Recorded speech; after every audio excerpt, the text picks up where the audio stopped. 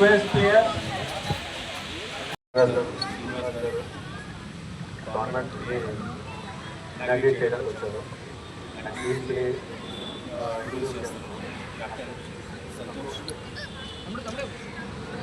దీనికి వచ్చిన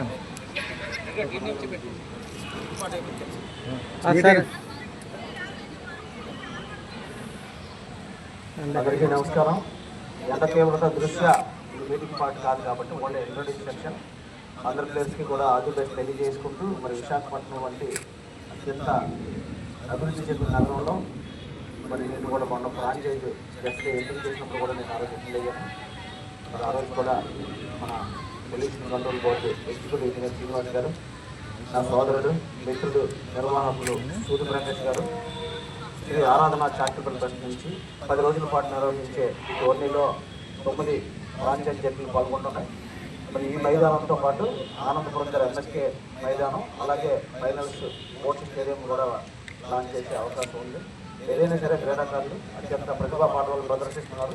వారిలో మరింత మొదలు పెట్టాలని, అలాగే మనకి సమీప భవిష్యత్తులో ఇతర భాగాలకు భవిష్యత్తులో ఆడే సీజన్లు కూడా ఏపీఎల్ కానీ ఐపీఎల్ కానీ అనేక మంది మన మధ్య ఉన్న మిత్రులకి అవకాశాలు వస్తున్నాయి.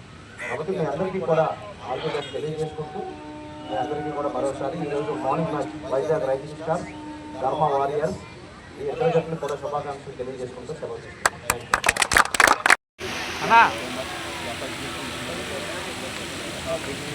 అందరికీ కూడా మీరు ప్రత్యేక ధన్యవాదాలు.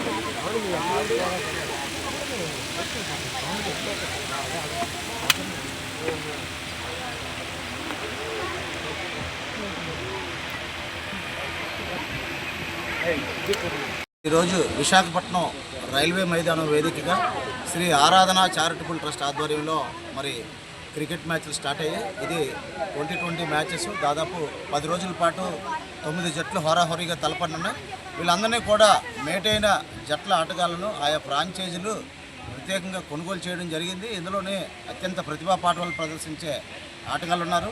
ఖరీదైనవి ఏమైనప్పటికీ కూడా మైదానాలు, అలాగే వాళ్ళకి కల్పించాల్సిన సదుపాయాలు ఇతరత్ర అంతా కూడా ఖరీదైనప్పటికీ కూడా శ్రీ ఆదరణ చారిటబుల్ ట్రస్ట్ ప్రతిభకు ప్రోత్సహించాలని, అలాగే క్రీడాకారులను మరింతగా ప్రోత్సహించి వారికి ఏపీఎల్ ఐపీఎల్ వంటి అగ్రమైన వేదికల మీద అవకాశాలు కల్పించాలని ఒక మంచి సంకల్పంతో మా సోదరుడు ప్రత్యేకంగా సూర్యప్రకాష్ రెడ్డి గారు చేసిన సంకల్పం. దీనికి వాళ్ళ ఫ్రాంచైజ్ యజమానులు కూడా బాగా సహకరించారు. కాబట్టి 10 రోజుల పాటు 9 ఫ్రాంచైజీలో ఉన్న ఈ జట్లన్నీ కూడా తలపడినాను. ఇప్పుడే మనం చూస్తున్నాం పవర్ ప్లేలో అత్యంత ప్రతిభగల ఆటగాళ్ళు ఉన్నారు. వాళ్ళందరికీ కూడా ప్రత్యేకంగా అభినందనలు తెలియజేసుకుంటూ విశాఖలో కానీ ఉత్తరాంధ్రలో కానీ క్రికెట్ క్రీడాకారులు కొదవలేదు.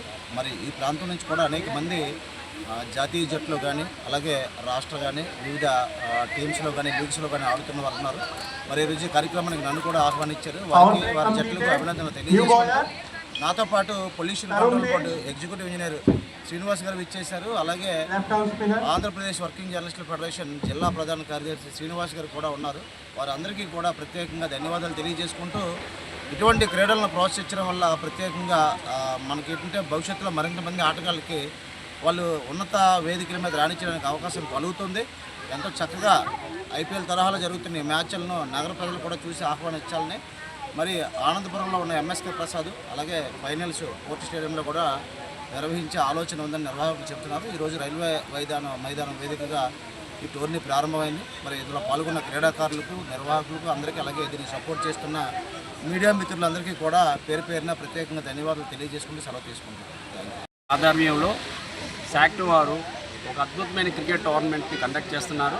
సార్ చెప్పినట్టుగా 10 రోజుల పాటు 9 జట్లు హోరాహోరీగా పోరాడి విజయం కోసం అందరూ కూడా ప్రయత్నిస్తున్నారు.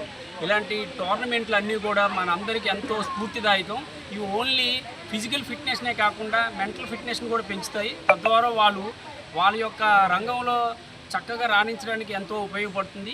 ఈ అవకాశాలను మనం సద్వినియోగం చేసుకొని సార్ చెప్పినట్లు ఏపీఎల్ కానీ ఐపీఎల్ కానీ వారికి అవకాశాలు వస్తే నిజంగా మనం ఎంతో అదందరికీ వైజాగ్ వాసులకి ఒక గర్వకారణమైన విషయం అవుతుంది. సో అందరూ బాగా ఆడి ఈ టోర్నమెంట్ని సక్సెస్ చేయవలసిందిగా మేము మరొకసారి అందరినీ కూడా వేడుకుంటున్నాం. Thank you.